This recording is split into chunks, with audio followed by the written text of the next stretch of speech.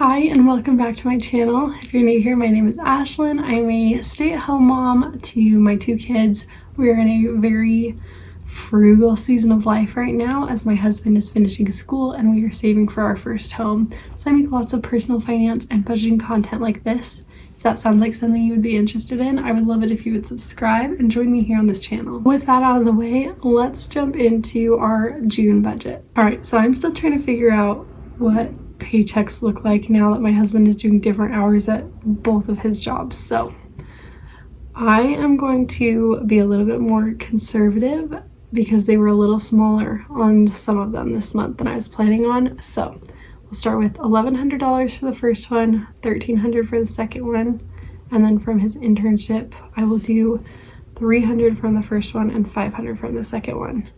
So that puts us at how much income? $3,200. So I'll change this to $325 for our tithing.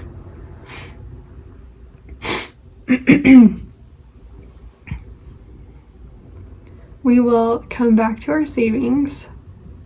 Rent is $13.95. Gas has actually gone down, at least it did this month. So I'm going to change this to, we'll say 45. I think it's going to be more like 43, 42, but we'll just say 45 to be safe. And then electric has gone up. I'm going to change this to 70.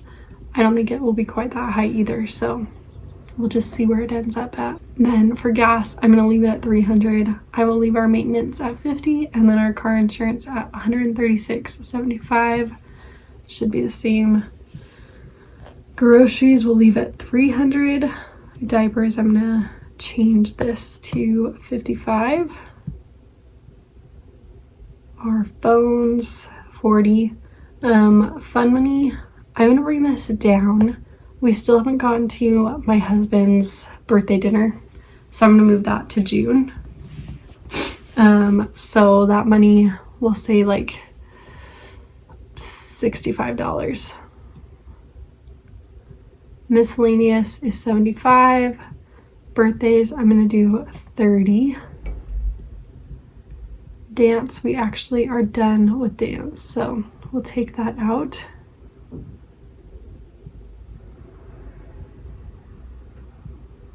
Then chiropractic, this is the last month that I'm gonna pay for the chiropractor, so excited to move on from paying for that. And then $20.82 for life insurance. So that still leaves us $212 over budget. So let's go see what we've got in our house fund. Here we go.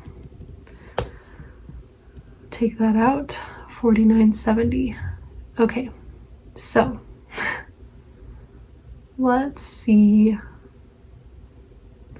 We do have family pictures with my husband's family in June, and that's going to cost us $50. So I'm going to take 30 cents, I guess, from our gas. I'll take it from electric. Well, gas I know is not going to be 45, so we'll put $44.70 because we are going to make this an EveryDollar budget. And then that leaves us the $50 to add. I guess I'll put it down here.